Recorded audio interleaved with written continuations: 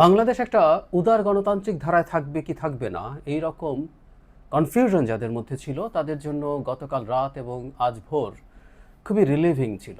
কারণ তারা দেখতে পেলেন বাংলাদেশ শেষ পর্যন্ত এমন একটা দলের হাতে যাচ্ছে যারা এই দেশের দায়িত্ব পাচ্ছে, পরিচালনার দায়িত্ব পাচ্ছে, তারা উদার গণতন্ত্রে বিশ্বাস করে। আরও সরজাসাপটা কথা যদি বলি, জামায়াতে ইসলামী জিতে যাবে কি না, সরকার গঠন করে ফেলবে কি না, শেষ পর্যন্ত এই ধরনের কনফিউশন কারো কারোর মধ্যে ছিল। আমার মধ্যে একদিনের জন্য, এক মুহূর্তের জন্য এই কনফিউশন ছিল না। আমি অন রেকর্ড আমার এই চ্যানেলে, টিভি চ্যানেলে ক্রমাগত বলেছি 151 নয়, বিএনপি 200 সিট অবশ্যই পাবে। আর নিজের একটা প্রেডিকশন ফলে যাওয়ার এক ধরনের আনন্দ তো আছেই, এটা বিএনপি জিতে যাওয়ার আনন্দের সাথে যুক্ত হয়েছে। নাও হতে পারতো, আপনারা অনেকে খুবই চ্যালেঞ্জ দিয়েছিলেন আমাকে প্রেডিকশনের ভিডিওতে যে দুদিন পর কথা বলবেন। ভুলও হতে পারতো, এটাকে এত এমন করে দেখার কিছু নেই। আমি গণক নই যে আমার এটা নিয়ে ব্যবসা ট্যাবসা আছে, তাই এটা ভুল হলে আমার ব্যবসার ভীষণ ভীষণ ক্ষতি হয়ে যাবে। তবে রাজনীতির একজন পর্যবেক্ষক আমি নিজের কাছে সৎ থাকার চেষ্টা করি, আর সেটার ভিত্তিতে এটা মনে হয়েছে। এবং আমি তো শুধু একজন অ্যানালিস্ট, বহুবার বলেছি, আমি একজন অ্যাক্টিভিস্ট। আমার সুস্পষ্ট পলিটিক্যাল ইডিওলজি আছে। আমি একজন লিবারেল ডেমোক্র্যাট, সুতরাং উদার গণতন্ত্রী মানুষ। আমি চাই বাংলাদেশ এমন কোনো দলের হাতে কখনো যেন না যায়, সকল সৎ শাসন বা সৎ লোকের শাসন, দুর্নীতিমুক্ত সুশাসন ইত্যাদি ইত্যাদির নামে, যে শেষ পর্যন্ত বাংলাদেশকে একটা ফ্যাসিবাদী ব্যবস্থার দিকে নিয়ে যাবে। এটা নিয়ে আমার অবস্থানের কোনো দ্বিমত ছিল না। এবং 5 আগস্ট পরবর্তী সময়ে প্রচুর ঝড়ঝাপটার মধ্য দিয়ে গেছি। আমি এভাবেও বলার চেষ্টা করেছি, এটা নিচে রেস্ট্রিক্ট করি, বলতে ভাল লাগে না, কিন্তু বলেছি যে কেউ আমার ইউটিউবের এই চ্যানেলের 5 আগস্টের পূর্ববর্তী সময়ের ভিডিওর গালিগালাজ দেখবেন আর 5 আগস্টের পরের গালিগালাজ দেখবেন। তখন আওয়ামী লীগের বিরুদ্ধে কীভাবে বলেছি, কি বলেছি, তার প্রতিক্রিয়ায় কতটা গালিগালাজ পেয়েছি আর এখন কতটা গালিগালাজ পাই, এই তুলনাটা যে কেউ করতে পারেন। যাই হোক, নির্বাচনটার সর্বশেষ ফলাফল আমি যেটা ভেবেছি সেটা হয়েছে, খানিকটা বেশিই হয়েছে। 218 আমি সোফার লাস্ট যেটা দেখলাম। জামায়াতে ইসলামী 73, জামায়াতে ইসলামী 70 মতো পেতে পারে সর্বোচ্চ, এরকম একটা প্রেডিকশন আমার ছিল। স্বতন্ত্ররা একটু খারাপ করেছে, সে কারণে জামাতের সিট একটু বেশি দেখা যাচ্ছে। এটা নিয়ে প্রচুর অ্যানালিসিস আছে, করব, প্রতিটা জায়গায় অ্যানালিসিসের জায়গা আছে। আমি সেটা নিয়ে কথা বলতে চাই। বিএনপির এই যে স্বতন্ত্ররা নিজেরা জিতুক না জিতুক, জামাতকে অনেক জায়গায় জিতিয়ে আনতে সাহায্য করেছে, বিএনপির গাছাড়া ভাব ছিল, এগুলো নিয়ে বিস্তারিত অ্যানালিসিসের প্রয়োজন আছে। এবং আমি জামাতের যে রেজাল্ট, আমি আগের দিনই বলেছি, হওয়ার আগে, নির্বাচনের আগে জামাত বিজয়ী হয়েছে বলেছি। যাই হোক, কয়েকটা জিনিস একটু বলে রাখা ভালো এখন এই নির্বাচনের জন্য কিছু ধন্যবাদ এবং কৃতজ্ঞতা। কারণ আমি নির্বাচনকে অত্যন্ত বড় হিসেবে দেখি। আমাদের এক ধরনের প্রবণতা আছে, বিশেষ করে আমাদের সিভিল সোসাইটির মানুষের মধ্যে এটা আছে, যারা নির্বাচন হলেই বা কি, নির্বাচন তো দেখেছি, এগুলো নিয়ে প্রচুর ডিবেট করেছি এবং যে কারোর সাথে আবার ডিবেট করতে প্রস্তুত আছি। পৃথিবীতে প্রচুর একাডেমিক কাজ আছে, এম্পেরিক্যাল এভিডেন্স আছে, সেটা দিয়ে এটা বোঝা যায় এটা কত গুরুত্বপূর্ণ। যাই হোক, সরকার, নির্বাচন কমিশন, রাজনৈতিক দল এবং সরকার বললে তো আসলে সেনাবাহিনী বলার দরকার ছিল না, কিন্তু আমি সেনাবাহিনীকে আলাদাভাবে কৃতিত্ব দিতে চাই, যে সেনা প্রধানকে কৃতিত্ব দিতে চাই, আসছে সেই জায়গায়। প্রথম সরকারের কথা, ডক্টর ইউনূস প্রায়ই বলতেন যে তারা ইতিহাসের শ্রেষ্ঠ বা খুবই টপ নির্বাচনগুলোর একটা করতে যাচ্ছেন সব প্যারামিটারে। আমি এই কথাটা সমালোচনা করেছি। আমি জানতাম একটা ভালো নির্বাচন হবে, গ্রহণযোগ্য নির্বাচন হবে, অন রেকর্ড অসংখ্যবার বলেছি, কিন্তু শ্রেষ্ঠ নির্বাচন হবে এটা ক্রিটিক করেছি। ডক্টর ইউনূসের মোটিভেশনাল কথা বলতে বলতে, উনি মোটিভেশন দিতে দিতে মাঝে মাঝে অনেক বেশি বলে ফেলেন বলে ওনার একটা প্রবণতা আমি খেয়াল করেছি, এটা ওনার আছে আসলে। তাই এটাকে আমি সেভাবে ধরে আমি এটা সমালোচনা করেছি। কিন্তু আমি সত্যিই মনে করি শেষ পর্যন্ত নির্বাচনটা যেমন হয়েছে, অসাধারণ নির্বাচন হয়েছে। এবং নির্বাচনী পরিবেশ, নির্বাচনী ম্যানেজমেন্ট, সব কিছুতে এটা বাংলাদেশের টপ নির্বাচন হওয়ারই সম্ভাবনা বেশি। অন্যান্য নির্বাচন খুবই ভালো ছিল, কিন্তু এই রকম ভায়োলেন্সহীন, রক্তপাতহীন, মারামারিহীন, অগ্নিসংযোগহীন, ককটেল ফাটানোহীন, গুলি করাহীন একটা নির্বাচন আমরা সবচেয়ে সেরা নির্বাচনগুলো তো দেখিনি। এই অঞ্চলের প্রবণতা আছে এগুলো হওয়ার, কিন্তু এটা হয়নি। এটার কৃতিত্ব সরকারের তো আছে, আমি অনেক বেশি কৃতিত্ব রাজনৈতিক দলগুলোকে দিই, আমি জামায়াতে ইসলামীকে দিই। তারা, বিএনপি তো আছেই, তারাও তাদের জায়গা থেকে সহনশীলতা দেখিয়েছে, কোনো সন্দেহ নেই। আমি দুই প্রধানের বক্তব্যের সহনশীলতা, পরস্পরকে ছাড় দেওয়ার প্রবণতা, শালীনতা, এগুলোর প্রশংসা করেছি। সেগুলো শেষ পর্যন্ত ওয়ার্ক করেছে।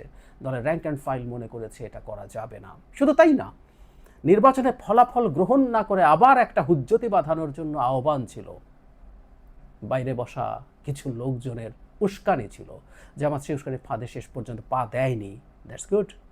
যদিও জামাতকে চিন্তা করতে হবে, সিদ্ধান্ত নিতে হবে। জামাতের আমির এরকম বাইরে বসে থাকা একজনের সাথে ছবি তোলেন, আড্ডা দেন, যিনি নারীকে স্লাট শেমিং করাই যার প্রধান কাজ।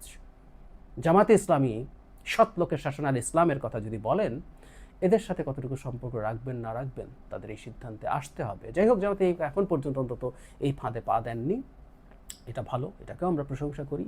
সরকার ভালো পারফর্ম করেছে, আর সরকার এবং নির্বাচন কমিশন আদতে একটা ইউনিটের মতো কাজ করে। টেকনিক্যালি এটা নির্বাচন কমিশন, কিন্তু আমরা প্রায় বলি বাংলাদেশের মতো দেশে আসলে সরকার না চাইলে ভালো নির্বাচন হয় না। ডক্টর ইউনূসের সরকার একটা ভালো নির্বাচন দিতে চায়, এটা আমি কনফিডেন্ট ছিলাম। সরকারের একটা অংশ, সেই অংশটাকে যারা সোশ্যাল মিডিয়ায় চোখ রাখি আমরা অনেকে জানি, তাদের চেষ্টা আছে, সেই চেষ্টা ইভেন প্রথম আলো, ডেইলি স্টার, উদীচী এবং ছায়ানট যখন পুড়িয়ে দেওয়া হয় তখনও সেই চেষ্টার অংশ সরকারের ওই পার্টটা ছিল। নুরুল কবি তো আছেনই, সরকারের অংশ এবং যারা তার কলিগ সেই নাহিদ ইসলাম একই রকম মন্তব্য করেছেন। শেষ পর্যন্ত সেটা উতরে গেছেন এবং এটার জন্য নির্বাচন কমিশনও বেশ দুর্বল। আমি বলেছি, আমি এখনও সেটা মনে করি। কিন্তু ওই যে বললাম, রাজনৈতিক দলগুলোর মধ্যেও যেহেতু সিরিয়াস সদিচ্ছা ছিল, তারা মেজর সংঘাতে যাবে না, সেটাও সব কিছু মিলে কাজ করেছে। সব কিছু একসাথে সিঙ্ক করেছে। মানে আমরা শেখ হাসিনার সময় একটা কথা বলি যে আমাদের সবার সব প্রচেষ্টা একসাথ হয়েছে, সেই কারণে এই ঘটনা হয়েছে। এবার একটু কথা বলতে চাই সেনাবাহিনী নিয়ে, সেনাপ্রধান নিয়ে। ওনার একটা আলাদা আলোচনা দাবি করতেই পারেন।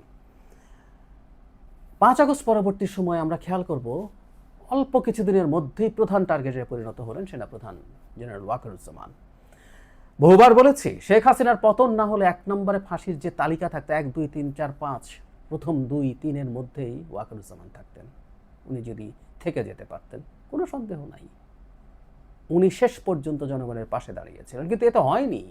উনি এটা কেন, উনি শেখ হাসিনার আত্মীয় কেন, উনি যখনই কোনো কথা বলেন ওনাকে ইন্ডিয়ার সাথে ট্যাগ করা হয়। ইন্ডিয়ান সেনাপ্রধান কি বলেছেন, যোগাযোগ রেখেছেন, ইন্ডিয়ান সেনাপ্রধান বাংলাদেশের সেনাপ্রধানের সাথে যোগাযোগ রাখতে পারেন, কিন্তু ওটা করেই তিনি দালাল হয়ে গেলেন। এই রকম নানানভাবে তার সমস্যা তৈরি করার চেষ্টা করা হয়েছে। কারণটাও খুব স্পষ্ট ছিল, কারণ এই ভদ্রলোকই প্রথম রয়টার্সের সাথে ইন্টারভিউতে 1.5 বছর, মানে উনি 1.5 বছর না 18 মাস শব্দটা বলেছিলেন, আমার মনে আছে, তিনি সরকারকে সাহায্য করছেন। বাস গেল রব হলো, চাতা বলা শুরু হলো তাকে নিয়ে।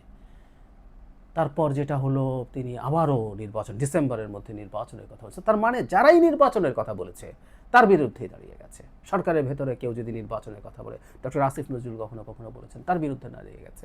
বাইরে থেকে যারা বলেছেন তারা কচুক্ষেতি হয়ে গেছেন বা ভারতের দালাল হয়ে গেছেন। অনেকবার বলেছে, আবার একটু স্মরণ করিয়ে দিতে চাই, আজকে একটা বিশেষ দিন। আমার ইউটিউব চ্যানেল ভারত সরকার কমপ্লেইন করে বন্ধ করেছে। আমি ইউটিউবের অফিসিয়াল মেইল পেয়েছি, তাকে ভারত সরকারের কমপ্লেইনের কথা ক্লিয়ারলি লিখে দেওয়া হয়েছে। ওটা নিয়ে ভিডিও করেছিলাম। আমিও ভারতের দালাল, এবং আমাকে যারা নিয়মিত দেখেন কেউ মনে করেন আমি ভারতের ব্যাপারে অনেক বেশি টাফ, কিন্তু দালাল হয়ে গেছে। কারণ আমি নির্বাচন দীর্ঘকাল থেকে চেয়েছি, নির্বাচন বাদ দিয়ে এই সরকার 5 বছর ওই করো সেই করো, এসব আলাপকে প্রটেক্ট করার চেষ্টা করেছি, সেই কারণে সমস্যা। যাই হোক, ওয়াকারুজ্জামান তার জায়গায় শক্ত ছিলেন, ভীষণ শক্ত ছিলেন। তার টিম, তার কলিগস, এন্টায়ার মিলিটারি শেষ পর্যন্ত তারা যেভাবে পারফর্ম করেছেন, তারা যেভাবে এই নির্বাচনটাকে শান্তিপূর্ণ রেখেছেন। যেমন আমি একটা উদাহরণ দিই, আমরা ভিডিও দেখেছি সেনাবাহিনী বিএনপির কিছু লোকজন যখন কেন্দ্রে ঝামেলা করার চেষ্টা করছে, তাদের উপরে বল প্রয়োগ করে তাদেরকে ছত্রভঙ্গ করছে। আমি তো জানি, আমি বহুদিন থেকে বলছি, যে কেউ জানে, কেউ হয়তো উটকো বেশি ভয় পেয়েছেন, বিএনপি ক্ষমতায় আসছে, 151 অ্যাটলিস্ট পাবে, এটা তো ভেবেছে। তো বিএনপি ক্ষমতায় আসবে জেনে বিএনপির অন্যায়, বিএনপির অনিয়ম সেনাবাহিনী কিন্তু টলারেট করেনি। তারা নিউট্রালি একেবারে যেখানে যা করা দরকার ছিল সেটা করেছেন। এটা অসাধারণ। 5 আগস্টের সময় সেনাবাহিনী বাংলাদেশের জনগণের পাশে যেভাবে দাঁড়িয়েছিলেন, সেনাপ্রধান তো বটেই, অন্য অফিসার এবং একেবারে সৈন্য পর্যন্ত, তারা দীর্ঘ একটা সময় মাঠে থেকেছেন। এই কাজের জন্য তারা ট্রেন্ড না। সেনাবাহিনীর কাজ শত্রুর সাথে যুদ্ধ করা, আইন শৃঙ্খলা রক্ষা করা তাদের কাজ না, কিন্তু তারা দীর্ঘদিন মাঠে থেকে সেই কাজটা করেছেন আমাদের পুলিশ বাহিনীর অবর্তমানে। এবং ফাইনালি তারা নির্বাচনে অবিস্মরণীয় দায়িত্ব পালন করেছেন। আমাদের আন্তরিক কৃতজ্ঞতা তাদের প্রতি। কেউ কেউ বলবেন সেনাবাহিনীকে আলাদা করে কেন, এটা তো সরকারের পার্ট। আমি আগেও বলেছি সেনাবাহিনী এই মুহূর্তে অন্তত খানিকটা ডিফারেন্ট এন্টিটি তারা আছে, সেটা থাকার কারণেই সেনাবাহিনীকে আমরা আলাদাভাবে দেখব। এই বাহিনীটার প্রতি শেখ হাসিনা তার স্বৈরাচারী ব্যবস্থার কারণে কিছু মানুষকে ব্যবহার করে ব্যক্তিগত ক্ষমতা ধরে রাখা এবং দীর্ঘায়িত করার কারণে সাহায্য করেছে, কিন্তু মূল বাহিনীটা দেশের জনগণের পক্ষে আছে। এটা একটা অসাধারণ ব্যাপার। অথচ এই ধরনের ভলেটাইল সিচুয়েশন সেনাবাহিনীর ক্ষমতায় আসার জন্য সবচেয়ে উপযোগী সময়। সেনাপ্রধান অ্যাডভেঞ্চারাস হতে পারতেন, যদিও সেটা না করে তিনি তার একটা স্পিচে বলেছিলেন, which I can clearly remember. তিনি বলেছিলেন, যদি কোনো সমস্যা হয় আমি নুরুদ্দিন স্যারের সাথে কথা বলি। ইয়াস, জেনারেল নুরুদ্দিন এরশাদ পতনের পর বা ওই সময়টাতে সেনাপ্রধান ছিলেন, তিনি চাইলে এরশাদের পতনের পর তিনি ক্ষমতা নেওয়ার জন্য অ্যাডভেঞ্চারাস হওয়ার চিন্তা করতে পারতেন।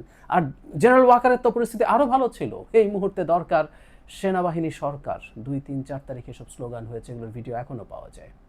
মানুষ ভীষণ খুশি মনে সেনাবাহিনীকে স্বাগত জানাতো। তিনি সেটা করেননি।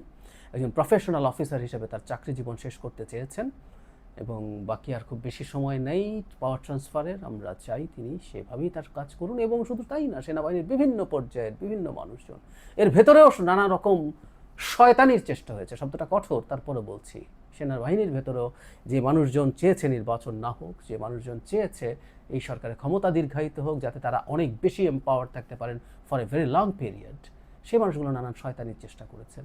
এগুলো নস্বাতে যারা যারা চেষ্টা করেছেন, তারা এফোর্ট দিয়েছেন, প্রত্যেকের রোল আছে এই দেশের গণতান্ত্রিক ট্রান্সফরমেশনের উত্তরণের পথে। আমরা একটা অসাধারণ সময়ের দিকে যাব বলে আমি বিশ্বাস করি। বিএনপি একটা খুবই শক্তিশালী সরকার গঠন করুক, এটা আমি চেয়েছি সবসময়, বহু জায়গায় বলেছি, আবারও এটা বিশ্লেষণ করতে চাই যে 2/3 মেজরিটি যেন ধানের শীষ পাবে। আমি কনফিডেন্ট ছিলাম, এই পাওয়াটা হলো। এবার কেন এটা চেয়েছি, কি করা উচিত? আবার 2/3 একটা কার্ডসের কথা বলা হয়। 2/3 পেয়ে গেলে সে এমন হয়ে যাওয়ার প্রবণতা থাকে, সে দ্রুত অজনপ্রিয় হয়ে ওঠে। সেই কার্ডসে যেন বিএনপি না পড়ে সেটা দেখা।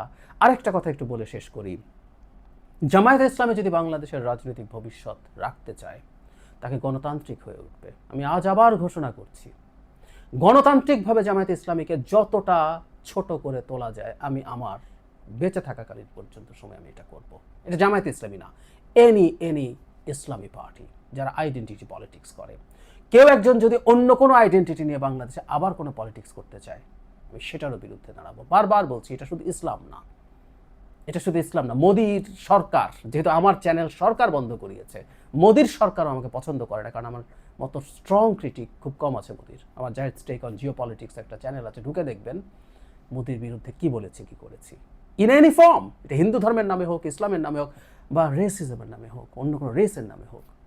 ট্রাম্প হোয়াইট সুপ্রিমেসির কথা বলেন, নেভার এভার। পুতিন ভাষাগত রেসিজম দেখান, ভাষাগত আইডেন্টিটি পলিটিক্স করেন। রাশিয়ান স্পিকিং পিপল হলেই আমি তার সেভিয়ার, যেখানে থাকুক আমি জাকাতা করতে পারি। ইভেন আওয়ামী লীগের বাঙালি জাতীয়তাবাদের বিরুদ্ধে লিখেছি, প্রথম আলোতে কলাম দেখিয়েছি আপনাদেরকে। সো জামাতের বিরুদ্ধে ফাইট করবে, এবং জামাত যদি ফ্যাসিবাদী প্রবণতা জারি রাখে, জামাতের রাজনীতি কঠিন হয়ে উঠবে। বাংলাদেশের মাটিতে যদি ফ্যাসিবাদী প্রবণতা দেখা যায় কারো, তাদের বিরুদ্ধে শুধুমাত্র পলিটিক্যাল না, ফ্যাসিবাদকে ঠেকানোর জন্য যে কোনো ধরনের লড়াই করার জন্য এদেশের জনগণ প্রস্তুত থাকবে। আমি আশা করি জামাতের এই প্রবণতা থেকে তারা বেরিয়ে আসবে, এবং তার মধ্যে খুবই অস্পষ্টতা আছে, অস্পষ্টতাগুলো তারা সরিয়ে রাজনীতি করবেন। আমি জামাতকে অভিনন্দন জানাই। আমি ইলেকশনের আগের দিন রাতেও জানিয়েছিলাম, সত্যিই তারা বড় বিজয় অর্জন করেছেন, এটা আনপ্রেসিডেন্টেড। এবং আমি আবারও বলি, জামাতের এই বিজয়কে কিভাবে পলিটিক্যালি নিচের দিকে নিয়ে যাওয়া যায়, ভেঙে দেওয়া যায় এই বোধকে, আমি সেই চেষ্টা করব। এটা পলিটিক্যাল ফাইট, জামাত তাদের পলিটিক্যাল বা গণতান্ত্রিক যে ফাইট আছে সেটার পেরিমিটারের মধ্যে থেকে সেই ফাইট করবেন, সেই এক্সপেকটেশন রাখছি।